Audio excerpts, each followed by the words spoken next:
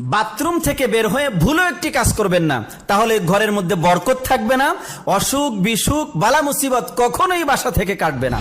আমরা এই ভুলটা প্রায় প্রত্যেকটা পরিবারেই করি, কারণ আমরা এখন আধুনিক হওয়ার কারণে আমাদের প্রত্যেকের বেডরুমের সাথে ড্রয়িং রুমের সাথে এক একটা করে টয়লেট বা বাথরুম রয়েছে। এই ভুলটি, টয়লেট আর বাথরুম ঘরের মধ্যে রাখাতে কোনো দোষ নেই, কিন্তু টয়লেট আর বাথরুম ব্যবহার করার ক্ষেত্রে একটি মাত্র ভুলের কারণে আমাদের সংসার থেকে বরকত উঠে গিয়েছে।